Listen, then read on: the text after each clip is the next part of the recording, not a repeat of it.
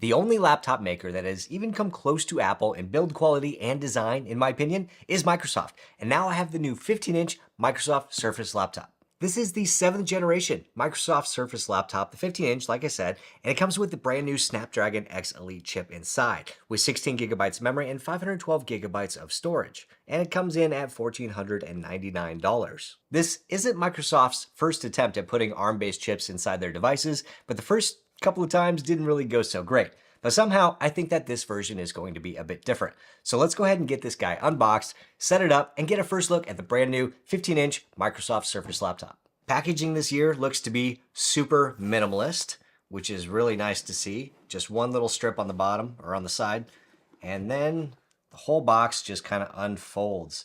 On top we have the 15-inch Surface laptop. We'll put that to the side for just a second and see what else we got. And here we have some stuff we don't care about. We have the Microsoft Surface charger and power cord, and well, that is it. That is one of the most minimal unboxings that I've ever seen. And the main event, of course, is the laptop itself. Let's see if we can peel this without breaking it, because for whatever reason, I like to keep the packaging just like it came.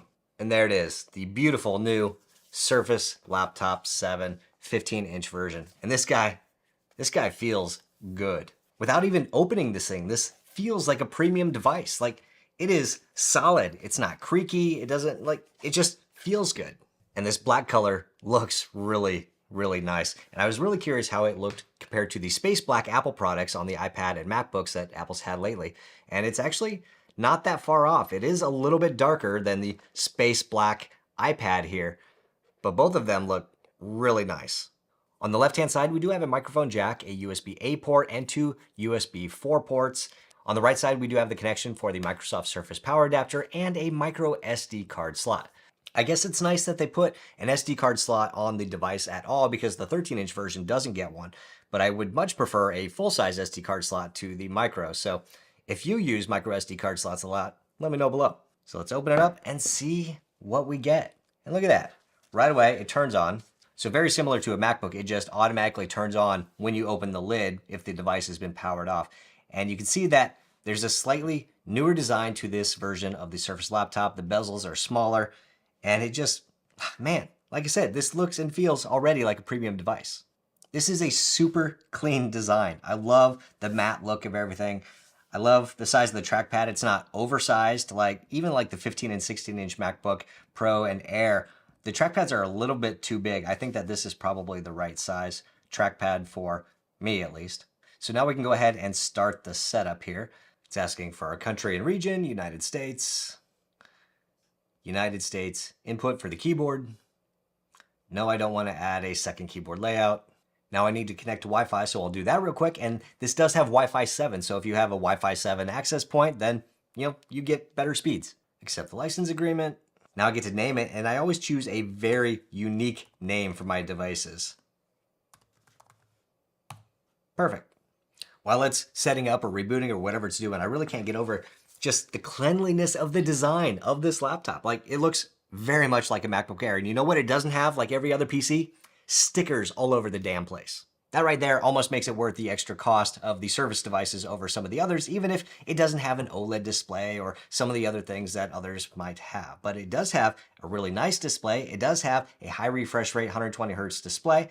It does get up to 600 nits, and it is over 200 pixels per inch. Even though it's not the fanciest display, it still looks like a really nice display. And now it wants to do a update that's going to take around 30 minutes, and it's going to walk me through a couple of features of the new laptop. But of course, the main new feature, the Copilot recall feature that Microsoft announced a couple of weeks ago or a couple months ago, is not actually shipping on these devices because there was a big uproar about privacy of that feature. So they basically had to remove it from these devices, so you can't even use it. And eventually it will come to the device, but who knows when. But it means that the brand new flagship feature that was supposed to be in here to take advantage of the brand new 45 trillion operations per second NPU inside the Snapdragon processor is just not here. Sure, there are some lesser AI features built in. You still get the Copilot key and you still get your built-in chatbot and things like that. But the flagship feature The thing that was the biggest announcement of these devices is just not here. But that's okay, because what I want from a Windows laptop when I actually need to use Windows is a beautiful design, and this has it. I want a good trackpad, and so far, with very little testing, it feels pretty good. I want a processor that performs well, that doesn't sound like a jet engine when the fans kick in. I want a beautiful screen where I never see pixels, and I want a battery that actually lasts all day. And Microsoft is making that promise with these new Surface devices. So once the setup finishes, I'll get in there and we'll take a look around and see what we can see. With the updates now complete, we can continue the setup experience and sign into Microsoft. So we'll go ahead and sign into my Microsoft account. And now we can set up Windows Hello to use the camera to go ahead and sign in, similar to Face ID, but different, I guess. So I'm just going to look at the camera.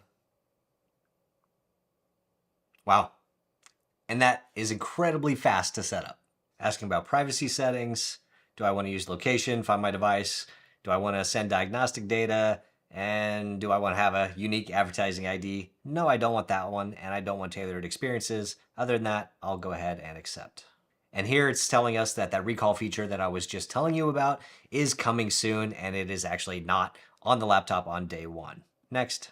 Now it's asking if I want to restore information from a backup of another PC. And yeah, I'll go ahead and do that. We'll just go ahead and make the setup a little bit quicker, I guess, as far as maybe some settings. So restore from this PC, we'll see what happens. Now it's asking just generally how you use your computer so that it can basically tailor ads and other crap to you. So we'll just go ahead and skip that for now. You can use your Android phone from your PC, but I'm not going to set that up right now. We'll skip. It's letting me know that I have access to all of Microsoft's apps because I do subscribe to Microsoft 365. I understand, I got it. I get a free subscription to Xbox Game Pass for a little bit. We'll go ahead and skip for now. And there we are. We are fully set up and inside the new Microsoft Surface Laptop 7. Now that we're set up, we can test just a couple of things with the hardware. So first off, the keyboard. I really like the Apple Magic Keyboard on Apple's devices, whether it's the iPad Magic Keyboard, the laptops, or even the external Magic Keyboards. They all feel really good to me. So that's kind of my benchmark for finding a laptop keyboard that I like. And when I type on this, it feels very familiar. Like, I don't have to think about where things are or how big they are or how far the key travel is. Like, it all just feels very similar to a MacBook Pro. Slightly different, but very, very similar. It almost feels like it has just a little bit more force or pressure required to push the keys than what I'm used to. But that's not something that is going to be a big deal or a hindrance in daily work. When it comes to the trackpad, I'm really trying to remember previous Surface devices. I don't have any with me anymore. But I think maybe this is the first time that the trackpad is able to click anywhere. It's not the diving board style where you can only push on one end. This one actually allows you to click anywhere you want to, just like on a MacBook, which is the way to do trackpads. Like, you shouldn't have to think about where you're putting your fingers or where you're clicking. But by default, it seems like it's a little bit harder to push than what I'm used to. So let's see if there's any settings to change that. And yep, looks like there is. So right here, you have click sensitivity, and looks like you can do low, medium, or high. And when you go to high, you have to push just a little bit harder on the trackpad to get it to click. Not like it's hard to push, but you just have to push a little bit harder. And I think I like the low. That is definitely what I'm used to on the Mac. I think that's how I have my MacBook set as well, on the lower setting. You also have the option to go ahead and adjust tap to click or 3-finger gestures or 4-finger gestures, and we'll just go ahead and leave those as they are for now. One of the big new additions to keyboards on Microsoft laptops this year is the new Copilot button. So you have direct access to a chatbot built right into the keyboard. So let's go ahead and press that and see what we get. So we get a prompt for Microsoft Copilot. Hey, good morning. Let's get started. So I guess like any other chatbot, we can just ask it whatever. Let's say, how do I make a good pizza? I'm sure it won't say anything about glue like Google does. And it's delivering a response right now. So it's giving me all the instructions, starting with the dough, making sauce, toppings, cheese, and how to bake the pizza. Great, so it works. What else can we do? Let's say, make an image of a girl holding a globe. I don't know, that's weird. Let's see what it gives us. And now it's reaching out to Dolly, I believe, to create this. So yeah, right here it says powered by Dolly E3, and that's going to take a few moments to get a couple of options. And there we go. We have a couple of options of a girl holding a globe. We can select one, and I think we can download the full-size image or make some changes to it. That's pretty cool. I mean, this is fully AI generated, and it looks pretty neat. Let's see if it knows anything about the computer now. Let's see no, start a new one. How do I turn off Wi-Fi? See if it gives me any information about this computer specifically. So using the keyboard, nope, nothing about this keyboard specifically or this computer specifically, just general Windows settings information. And hey, I guess I get a little video on how to do it as well. So I guess that can be helpful. So you can use Copilot to make things, answer questions, or even show you how to do something. That's pretty nice. A number of other AI tools should be coming to Windows soon. Like in Paint, you should be able to do full image generation in here as well, which I don't see any options for it yet. And if you want to do screenshots, it's supposed to be able to automatically redact text and other things. So if you take a screenshot, you should be able to have it use AI to remove things, but I'm not seeing any option to do that. So it looks like a lot of these AI tools are not actually available yet. But when it comes to the camera, there are AI features built into the new camera. And well, first off, the video, it looks a little weird. White balance is off, but I will definitely do a full comparison against the 15-inch MacBook Air and the 14-inch MacBook Pro to see kind of what the differences are between that and this. I did call the 15-inch MacBook Air the one to get, so I'm really curious how this fully compares to that computer. So let's see what effects are available. It looks like we have automatic framing, which I think is going to be like center stage on Mac and iPad where the camera moves around to kind of keep you in frame. And yep, it's doing that. Sure. Eye contact. What is that? Eye contact helps you appear to be looking directly at the camera. So it's going to use AI to make my eyes look at the camera. So let's see how that works. Turn that on. There we go. Now it's on. So now I'm looking at the bottom of the screen. Is it looking at the camera? I can't tell. I'm looking down here on the screen. Now I'm looking over here. What's it doing? Left? I don't know. I don't know if it's working. You tell me. We'll turn those off. And then we have background effects. What kind of background effects? Ooh, background blur. So now it's using AI to do this effect, which it's doing some weird things around my head. That's okay. Let's try portrait blur. Yeah, it's okay. I wouldn't say it's great, but whatever. It's AI. Woo! And this is taken directly from the camera on the new Surface laptop. So I have background effect, portrait blur on, here's standard blur. And how does the microphone sound? Does the microphone sound clear? And can you understand me, or does it sound terrible? Let me know down below. And now, because it is a new CPU in this machine, let's see just some basic benchmark results of this new CPU and compare it against a couple of other machines that I have. So we'll go ahead and run the CPU benchmark now. And there we have it for the 10-core Snapdragon X Elite CPU. We're getting a single core score of 2266 and multi-core of 13,009. That's a pretty good multi-core score. Now, if we go ahead and look at my state-of-the-art benchmark tracking tool, we can see that the M1 Max, like the M1 Macintosh computers, the Mac Mini, the MacBook Air with the M1, get a faster single core score with over 2300 compared to 2200 on the Surface 7. But the multi-core score of 13,000 is obviously much higher than the M1 with 8,000. We have to go to, looks like the M1 Max had a score of 12,000.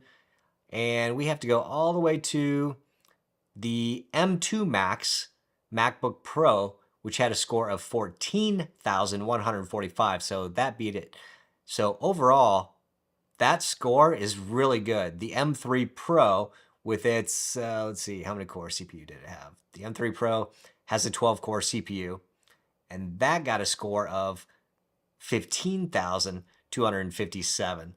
So, I mean, this is competing multi-score-wise or multi-core-wise with the highest-end MacBook Pros, but the single-core score is definitely lacking a little bit for some reason. So the single core score of the new M4 iPad Pro is around 3,700 compared to, again, 2200 on the Surface 7. Oh, and there is one other thing I did want to test out on here real quick, and that is the translation layer. So just like how Apple has Rosetta built into macOS to be able to translate Intel stuff for Apple Silicon, Microsoft has their new translation layer called Prism, which does the same translation layer from Intel over to ARM. So let's see how it works out in a game that needs to be translated. And that is Shadow of the Tomb Raider, because why not? And because it has a benchmark built into the tool. So normally when I do these settings, I go ahead and set the graphics to medium and display around 720p.